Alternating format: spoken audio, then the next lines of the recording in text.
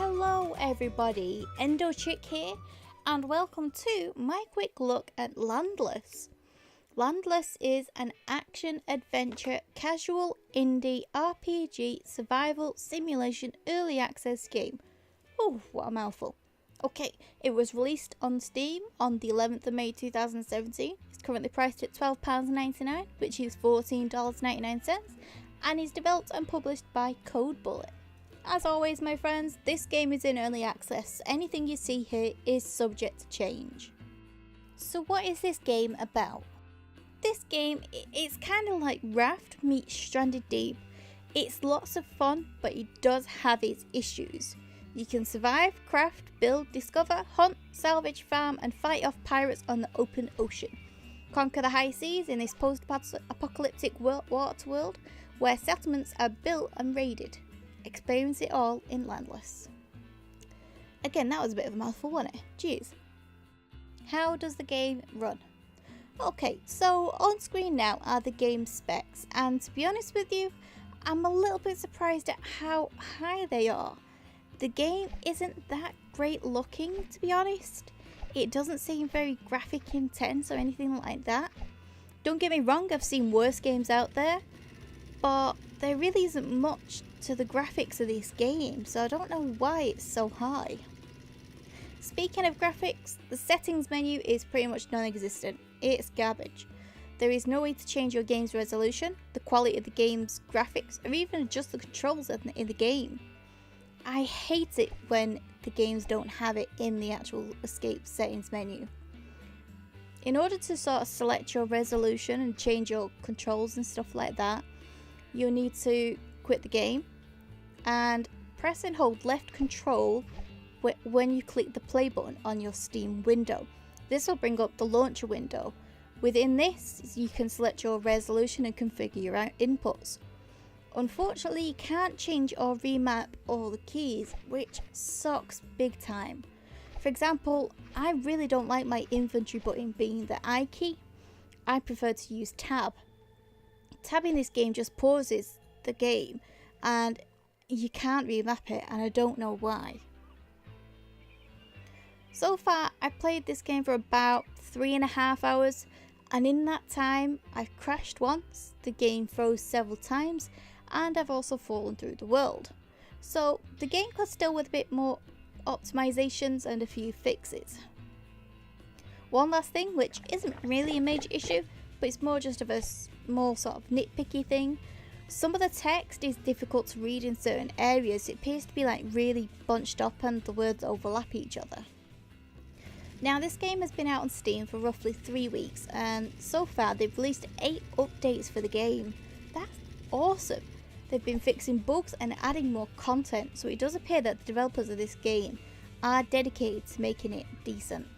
So fingers crossed they will fix all the issues I've experienced soon. Game mechanics. There is a storyline in the game, which you're a woman who was set to marry a captain who is a pirate, but some scientist guy managed to help you escape. When you start the game, he is helping you through the tutorial stages of the game, but there really doesn't seem much to the story just yet. At the start of the game, you get a quest from a young mother who has lost her baby, and she thinks a shark has taken it. She employs me to go kill a shark, just any shark by the way. So I go out there, I risk my life to kill this shark, thinking I'm doing it to save a cute little baby. So I risked my life, killed the shark, and went to get my reward. I go see her, and she turns around and says, "Oh yeah, thanks for that. I actually forgot, I left my baby with the neighbours." What? She left the baby with her neighbours? That is the most ridiculous quest I think I've ever seen in a game. She forgot she left the baby with the neighbour? What the heck, and thought a shark had taken it? I think she's been drinking a little bit too much loopy juice. There are more quests in the game, but I can't say that I've come across any others being as stupid as this one. Well, not yet anyway.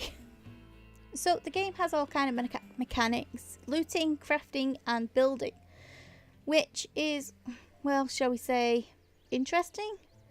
The crafting seems to take ages to do, and you can't seem to set like things up in a queue. You basically have to sit there and wait for it to finish making your 15 pipes before you can tell it that you also need 15 brackets and then 10 of them like sort of metal frames. It takes way too long to make them, and the fact that you can't queue things up sucks big time. Unfortunately, I didn't really get any further into building more parts for my boat, as they're really expensive, and I had quite a few unfortunate sort of things happen. I did try the building part of the game, which, to be honest with you, I'm not really impressed. I built a floating platform when I went to get more resources. When I came back, it had disappeared, which sucks because it costs a fortune. So I built a second one, thinking maybe I need to place something on it for it to not disappear. So I put a chest on it. Went away to get some more resources, and when I came back, it had gone along with all the stuff in my chest. So I think it's safe to say the building portion of the game doesn't really work very well. The ocean is procedurally generated, and you can find all sorts of things out of the water. You can find loot crates floating with stuff in them. You can find houses floating around with loot inside them as well. And you can also come across pirates. Yep, pirates. It seems the man we were supposed to be marrying didn't accept my decline of his hand in marriage, and has set all his pirates or bandit friends, whatever they are, to hunt me down and bring me back to him dead or alive. So the pirates in the game will attack you. Now, I've only seen them either on a dinghy or a boat, which kind of has like a big gun and it hurts, so make sure to stay away from them. But there may be more out there, so keep your eyes peeled.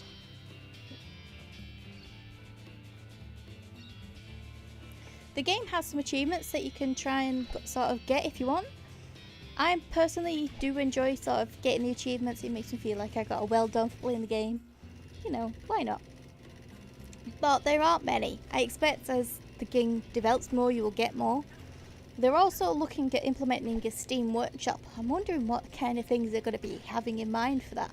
But it's not currently available just yet, so keep your eyes open for that also. Replay value. In its current form, the replay value isn't as high as I had hoped. With its limited content so far, it kind of gets a little boring and monotonous. It also takes a heck of a lot to build stuff, and the fact it disappears on you is really annoying, considering all the resources it takes to build. How good is the game? Now, it may not sound it from what I've said, but the game is a lot of fun, but just not for very long. It really doesn't have much content in it just yet, but that's the whole point of early access. Hopefully after a month or two, more content will be added and some more of the bugs fixed. And I really do think this could be a decent game. So fingers crossed it does become as good as I hope it will, and we'll come back to it in about 6 months' time. Fingers crossed it'll be a really good game. I'm really hoping it is, because so far they've got a perfect platform to build upon. Is it worth the current asking price? Okay, so as I've said before, it's £12.99, which is $14.99.